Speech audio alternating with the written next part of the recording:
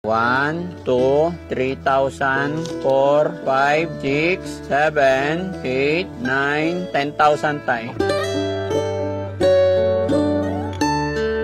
Wala kaming ulam palagi. Kasi gabi-gabi nanalangin din ako sa mga ganyan. Ano ako sa radyo na sana ano ako dito ng mga sa TV yan. Minsan nahihiya ako doon. Ngayon mga kababayan, isang mapagpalang araw pong muli sa atin lahat. Mga kababayan, nandito po ang Team Daddy Frankie habang ang Team Daddy Frankie ay namamalagi sa lugar na ito, may inilapit po sa Team Daddy Frankie na nasasakupan nila na may mga problema, may pinagdadaanan. Kaya gumawa ang team para makita o mapasyalan. Katunayan mga kababayan, ito po ang kanilang tinitirhan. Para malaman natin, papasukin at kukumustahin natin mga kababayan. Pero syempre mga kababayan, bago po tayo magsimula, sasamantalahin ko muna magpasalamat sa mga tao na tumanggap sa Team Daddy Frankie at lalong-lalo na din sa mga gumagabay sa aming mga pinupuntahan dito. Ganon din sa mga taong nagtuturo sa mga taong karapat-dapat nating tulungan. Lalong-lalo na po sa inilalapit nila ngayon, bagaman hindi ko pa lubusang alam ano ang kanilang problema. Pero syempre, salamat po sa inyo. Isang malaking karangalan para kay Daddy Frankie, lalong-lalo na po sa mga kababayan natin dito na mainit na pagtanggap nila sa Team Daddy Frankie. Muli po, ako'y nagpapasalamat sa inyong lahat. Mga kababayan, samahan niyo po ako at tunghayan natin ang magkapatid na inilalapit sa Team Daddy Frankie. So, let's go. Tara mga kababayan, samahan niyo ako. Tapo. Sandali lang po. Magandang umaga, tay. Labo kayo. Ay, ako po si Daddy Frankie. Kumusta? Opo. Kumusta po kayo, tay? Ito mabuti. Mabuti. Hindi ako makakita. Ay, hindi ka makakita, tay. Vlog kasi ako. Tay, pwede ba ako pumasok para makumusta man lang kayo? Pwede. Pasensya ka na sa bahay namin, di ba? Okay lang, tay.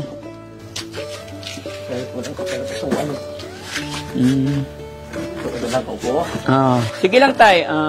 Upo ka po, tay. Balita ko, tay, dalawa daw kayo dito nakatira. Dalawa kami saka yung kapatid ko kapatid ko rin. Magkapatid po kayo? Oo. Siya rin, bulag rin yan. Nauna sa akin yan. Ay, bulag din si tatay. Anong pangalan niyo, tay? Ako si Elvis Villar. Elvis Villar. Beng ang palayaw ko. Si Tatay Beng. Ilan taon na po si Tatay Beng? Mag-58 na. 58. Yung kapatid niyo po? Ang ina ng mo? Yung edad mo? 66. 66. Oh. Tay, ako po si Daddy Frankie. Papakilala lang po ako. Pasensya na kayo kung naabala ko kayo or nandito ako ngayon kasi inilapit po kayo ng barangay. Salamat. Tay, pwede bang tumabi ka dun sa kapatid mo para mapag-usap tayo? Tara mga kababayan, kausapin natin sila.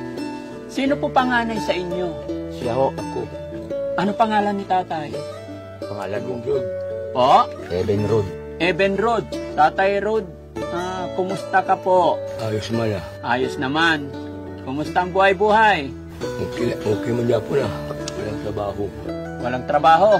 Hindi naman makakita. Hindi makakita ang mata ko. Dilim. Nauna pa yan sa akin. Ilang taon na siya nabulag, tay? Mga 30 na raw. Pero dati, hindi naman kayo bulag. Hindi. Iguila ba kami? Naka-school kasi nakapag-aral sa elementary. Nakapag-aral si tatay na elementary? Oo, hanggang grade 6 lang. Opo. Paglabo ng mata ko, wala na po. Anong edad ka, tay, nung lumabo ang mata mo? Mga 30 guro. 30 ka. Hindi ka napag-asawa, tay? Wala. Hindi ako pangasawa kaya wala ako. Hindi ko man makalangga ako. Na buhay akong pamilya kaya hindi ako Hindi sa kano kabuhay ng pamilya pag may hindi pag may asawa. Si tatay naman, ikaw naman, anong taon ka nabulag? Siguro mga 35 din o dyan sa 30. Dahil nag-aaral pa ako hanggang high school. Nakapag-high school ka pa? After ng high school, doon na nagsimula? Nag-aaral ko pa, hindi pa ako nag-aaral ng college dahil wala naman ang mga magulang ko. Manangiti lang naman ang tatay ko ng tuba. Tapos tayo, ikaw din, nakapag-asawa ka ba? Wala na. Wala rin. Dahil sa pagkabulag ninyo, kaya kayong dalawa na lang magkasama. Oo. Ilan po ba kayo magkapatid tayo? 4. Ay, okay. Asan na yung dalawa? Yung isa yung pangatlo, pang-ho, hindi, Kapag dalawa na, patay. Ang una siyang nauna. Tapos yung pangalawa namatay. Nabulag rin yun. Nabulag din. Bago namatay. Tapos yung isa, saan? Tapos yung isa, si Norman, ang hindi lang bulag. Nakapag-asawa siya. Kapag yung kapatid niyo, Yung 4 isa. kayo, yung isa nakapag-asawa kasi hindi siya bulag. Tay, nakakalungkot naman yung nangyari sa inyo. Magkakapatid kayo, nabubulag. Pwede ba ikwento mo sa akin, Tay, bakit kayo nabubulag? Iwan ko, nagpa-doktor din ako. Nang nilim ang mata ko, nagpa-doktor ako. Ay sabi ng doktor, wala na raw dahil pigment uveitis daw yan. inborn Hindi ko alam, meron sabing Ang inborn. kakas, ang... Sabi, inheritance daw, hindi naman bulag ang mga kamag-anak ko yung namatay yung mama ko. Sa pagkatigulang ngayon, sa pagka-edad lang yun na hindi namang matay. So sa inyo, mga bata pa kayo, bakit kaya bata pa kayo nabubulag na? Hindi ko rin alam, iwan ko. Gaano kahirap yung dinadanas ninyo ngayon dito? Paano kayo nabubuhay ngayon? Paano yung pagkain ninyo araw-araw?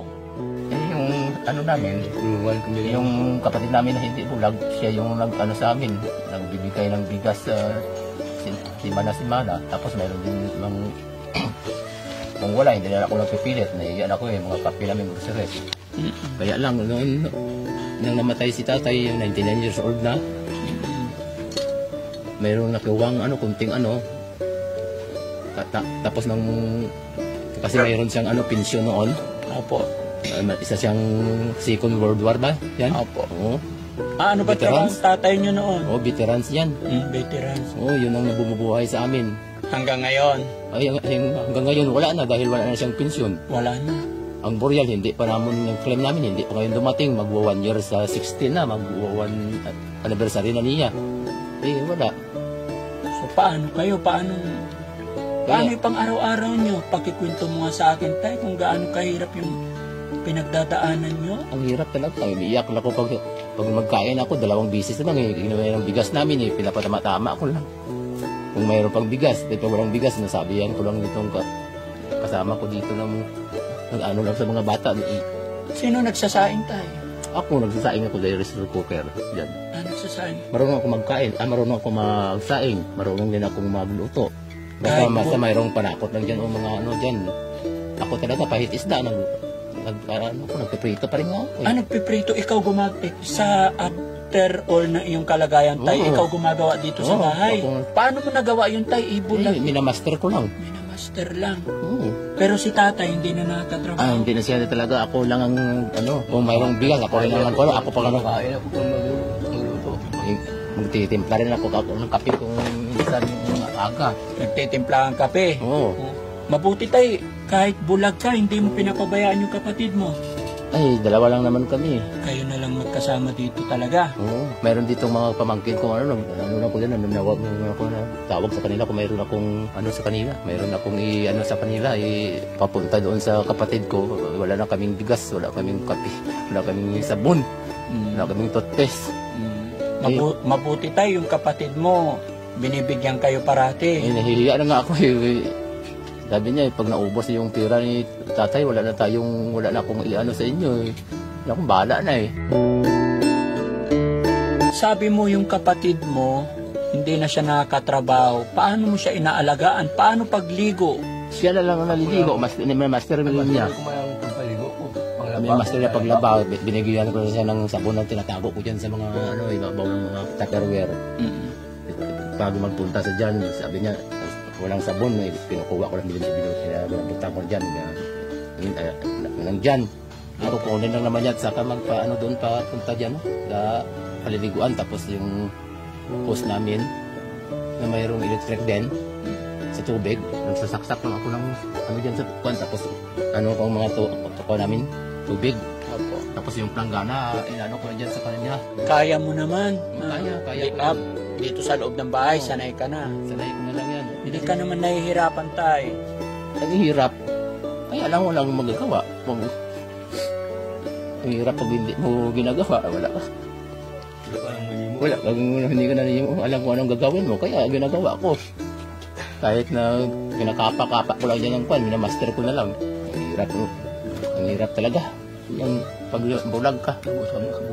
Kung minsan, Amo kami sila. wala kaming makakain, kaya lang, meron ding mga naawa sa amin, mga kamag-anak namin, nagbigay din.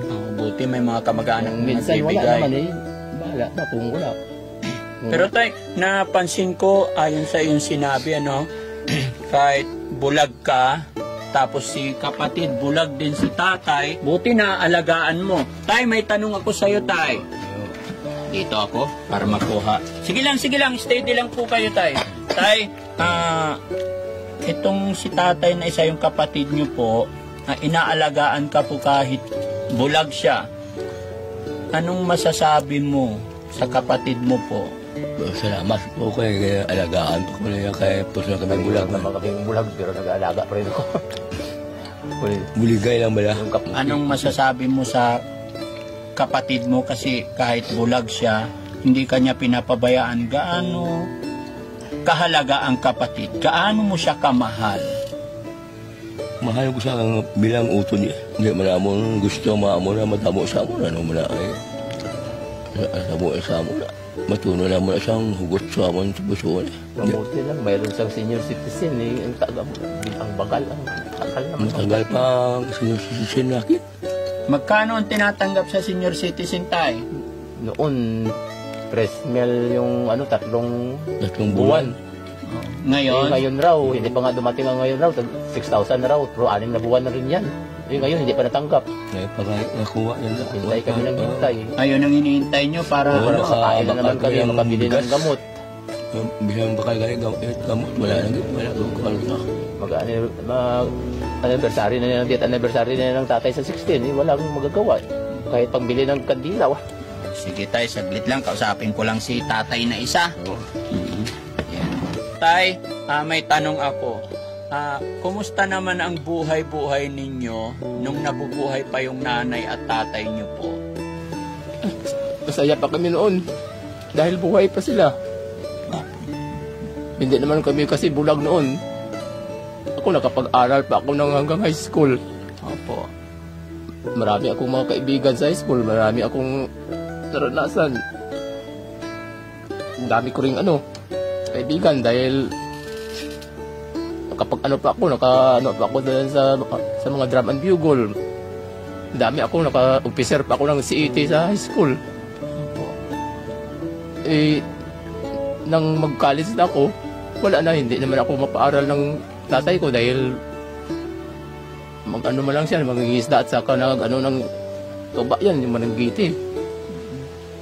Sabi ko, hindi na lang, na lang ako dyan sa laot, nagsasama sa arong sa laot. Opo.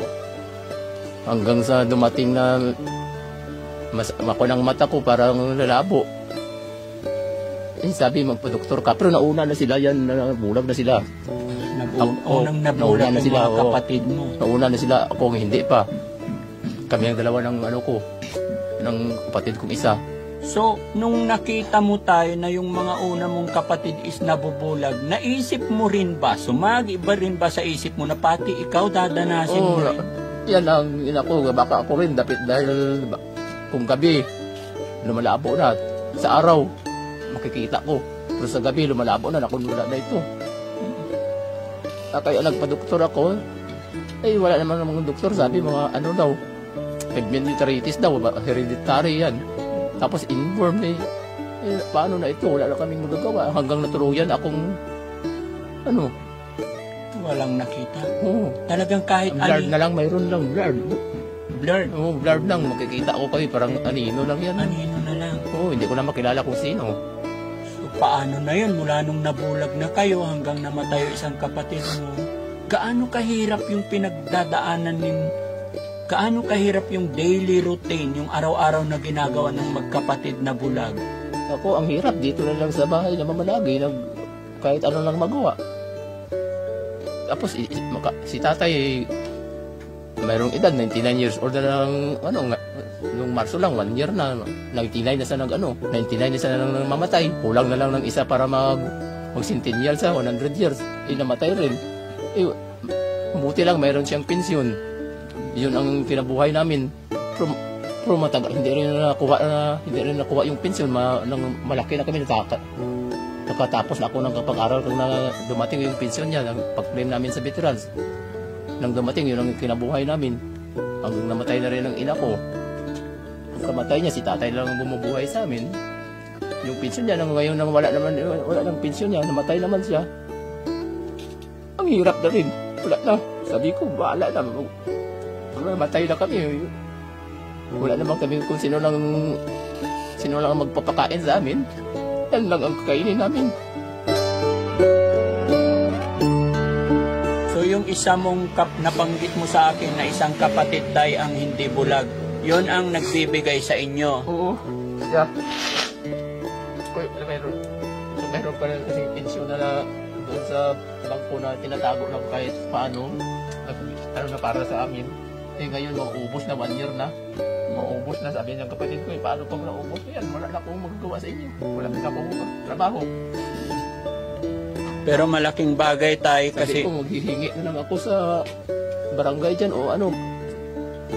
O yung mga konsyal, sabi ko, pag mayroong dumating dyan sa ayuda sa mga barangay, ano lang yung kami, yung kapatid.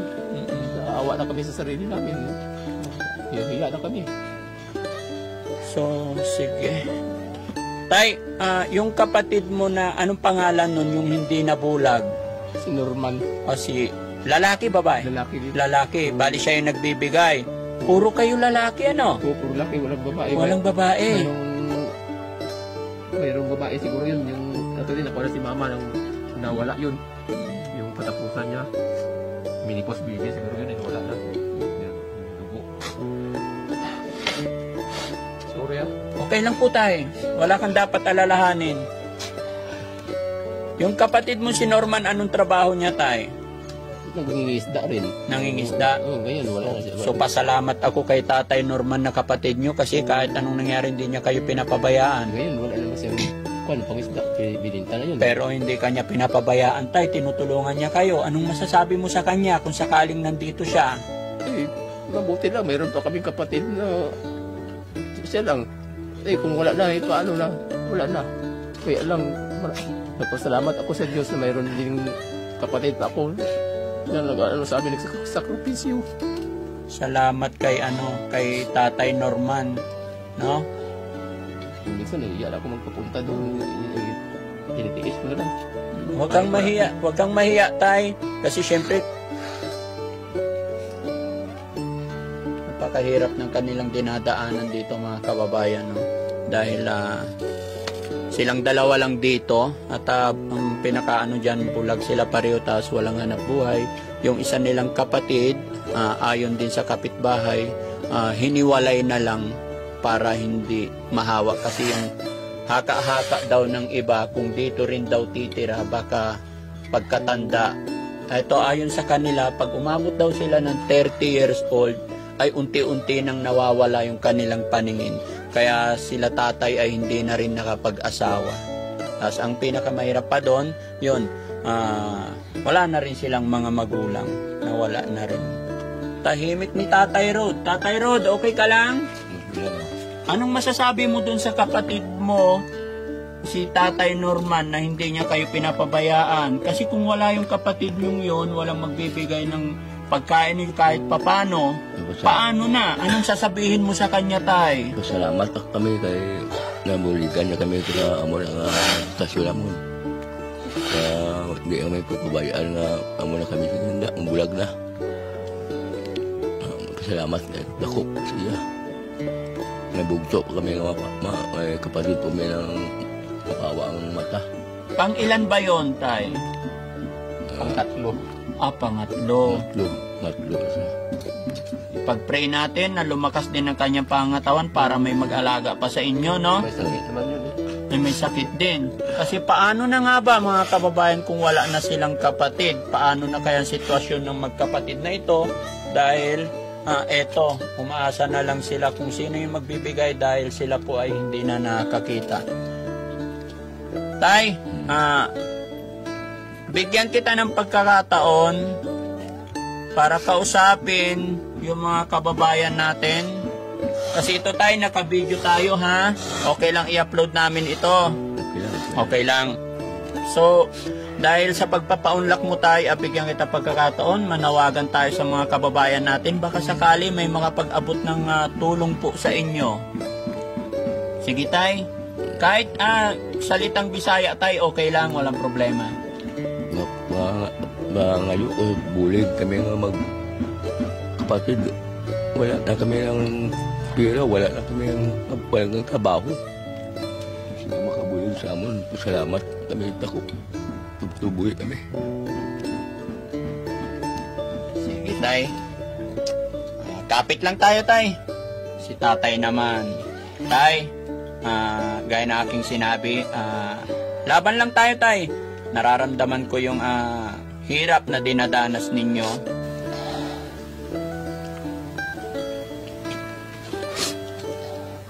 Iiyak si tatay mga kababayan. Pwede. Kahit sino talaga mga kababayan pag ganitong sitwasyon, walang anak, walang pamilya, tapos dadapuan ka pa ng ganitong karamdaman.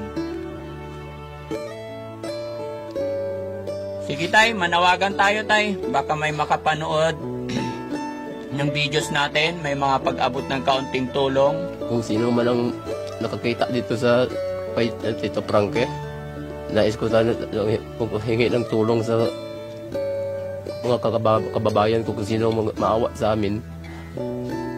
Dahil wala na talaga kaming magagawa. Hindi naman kami makapagtrabaho. Mayroon din akong ID sa PWD. Wala namang pensyon, wala namang ayuda. Hindi ko na alam kung anong gagawin ko. Hindi naman ako senior citizen pa. Hindi pa ako pina-apply. Dahil 58 pa lang daw ako. Sana mayroon makatulong sa amin ng kung sino lang makatulong sa amin, tatangkapin namin, lang namin sa Diyos. Diyos na ang bahala sa inyo lahat yan. Diyos na lang ang bahala magtulong sa inyo. Wala kaming magagawa na.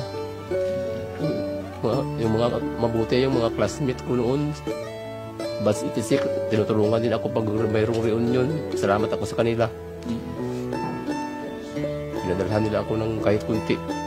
Sige tay. Sige, pasalamatan mo rin tayo yung mga tao, mga tumutulong, hindi nakakalimot sa'yo kahit anong mangyari. Salamat sa mga kabats ko noon. Nung high school ako, 86. Tinutulungan niyo ako pag kahit hindi ako dumating sa reunion, tinutulungan niyo ako. Sa kay Diyos na lang ang bahala. Ipasa Diyos ko na lang ang lahat. Tama yun tay, wala tayong ibang pagsusumpungan ng ating mga hinaing, ating mga problema, kasiyahan, kagalakan, tanging sigad lamang po. Ano tay? Siya lang ang bahala sa inyo. 100 kasi yan tay. 2 3,000 4 5 6 7 8 9 10,000 tay. Maraming salamat.